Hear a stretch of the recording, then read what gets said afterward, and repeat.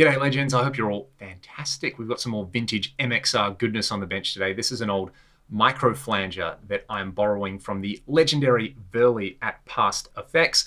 It's a pretty self-explanatory pedal, as you can guess from the layout. I've previously done a video with the micro chorus, which just had one knob. This has two knobs. You've got one for rate and one for regeneration or feedback. We're going to hear it with a bunch of filth up front and then some clean tones. And again, let's see if this thing is great or if it's garbage.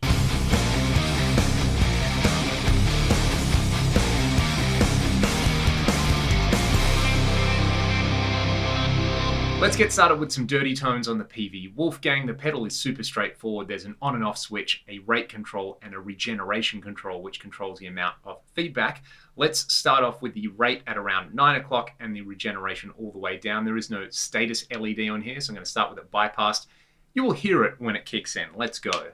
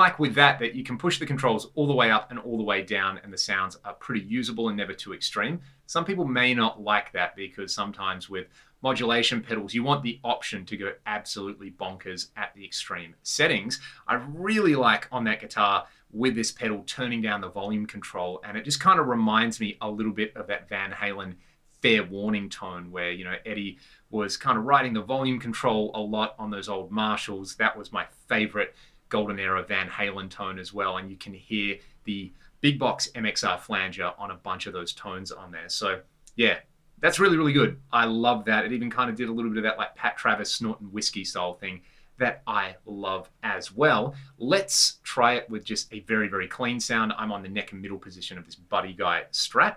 Let's just kick it in.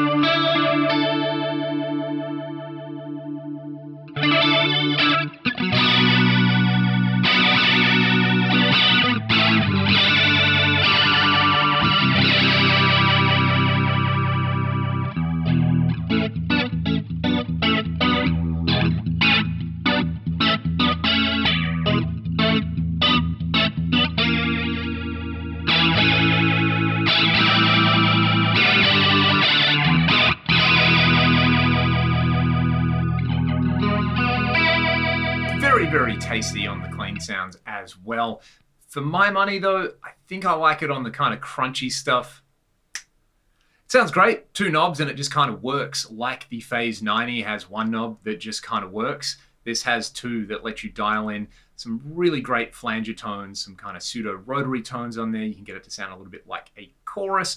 You can get those subtle flange tones and not quite the insane swooshy jet plane style thing that you can on the big box MXR.